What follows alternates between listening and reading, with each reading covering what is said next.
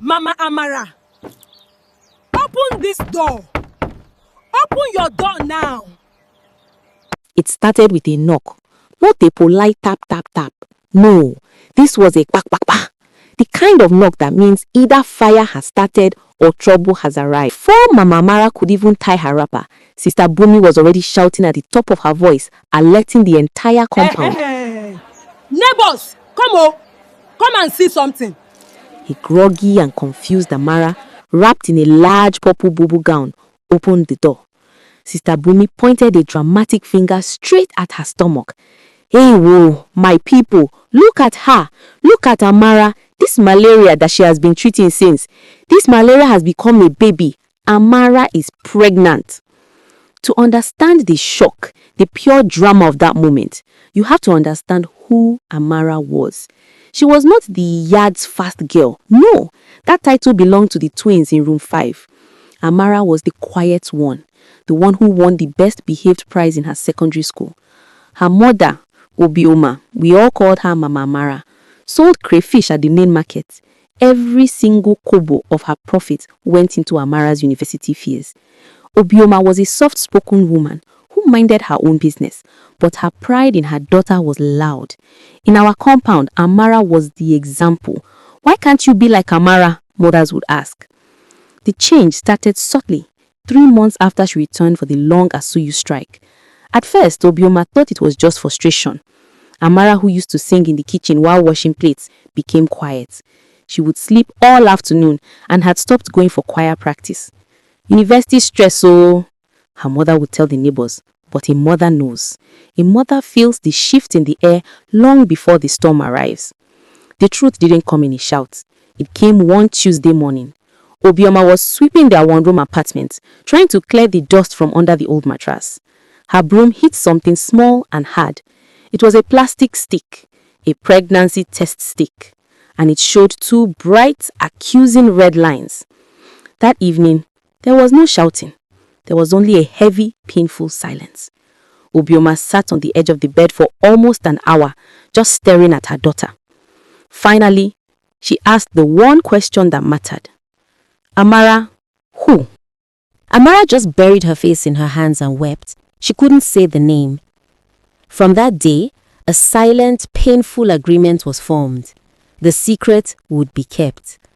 Mama Amara, with a heart heavier than her bag of crayfish, began the performance. She bought 2 more oversized bubu gowns. She told the neighbors her daughter had a stubborn typhoid that was making her swell. She would boil bitter herbs every morning, making sure the strong smell wafted out of her window, just to sell the story. But a secret, especially one that eats, is hard to keep. Amara was eating for 2, and her younger brother, Kelechi, became her unwilling accomplice. She would send him on strange errands. Kelechi, go and buy me ube and roasted corn. Kelechi would scratch his head. But Sister Amara, corn is not in season. You just ate 1 full plate of eba. Amara would hiss. Will you shut up your mouth and go? Take this 15 naira for biscuits. Don't tell Mama. While Kelechi was happy for the bribes, Amara was lonely. She would sit by the window, watching her friends, laughing as they went out. Her world became the 4 corners of that small room, with only her mother's sad eyes and her own growing reflection for company. Which brings us back to that morning. Sister Bumi's shout had brought everyone out. The Face Me I Face You compound was now a full courtroom. Mr. Alabi from room 6, still in his singlet, was shaking his head. Mama Ejima, the twins' mother, was whispering to her husband. But the loudest voice of all was Mama Ejeru, our landlady. She was a large woman who believed it was her God-given duty to be the chairlady of yard affairs. She clapped her hands, silencing everyone. So it is true. Mama Amara, you have been hiding this disgrace. You have been harboring this abomination in my compound. Mama Amara stood by her door, her head bowed. She was not a fighter. She just kept pleading. Please, Mama Ejeru, it is not like that. How is it like? Mama Ejeru fired back. Instead of you to train your daughter, you are hiding her. Look at her. No shame. Small girls of nowadays. Thank God my own son, Ifosa, He's not like these useless boys. He's always in his room, reading his Bible. She turned her full attention to Amara, who was trembling, tears streaming down her face. Now you must talk. You must tell us the useless boy who is responsible for this pregnancy. Who is the father? The whole yard went quiet. Everyone was waiting. Mama Amara looked at her daughter, her eyes begging her not to say anything, to just run inside. But Mama Ejiro blocked the doorway. Talk, you shameless girl, or I will throw you and your mother out of my house today. Who is he? Amara's crying suddenly stopped.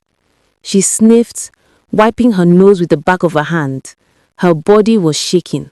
But this time, it was not just from fear. It was from an anger that had been building for 7 months. She lifted one shaky finger. She didn't point towards the main road. She didn't point at the next street.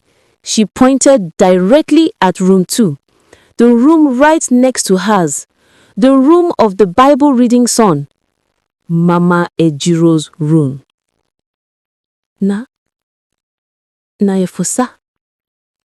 Amara whispered, but in the silence, it sounded like a gunshot. Tofiakwa! If someone had dropped a pin, you would have heard it. Mama Ejiro froze. Her mouth opened and closed, but no sound came out.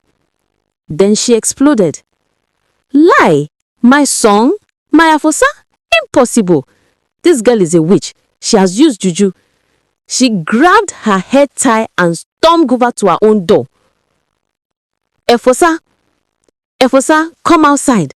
Come and hear the lie this girl is telling. She banged on his son's door. Efosa opened this door. There was no answer. With all her strength, she threw her shoulder against the door. The old lock gave way and the door flew open. The room was empty. The wooden window at the back of the room was wide open. The curtains were blowing in the morning breeze. Efosa, the golden boy, was gone. Mama Ejiro let out a wail that shook the foundation of the compound. She didn't just fall.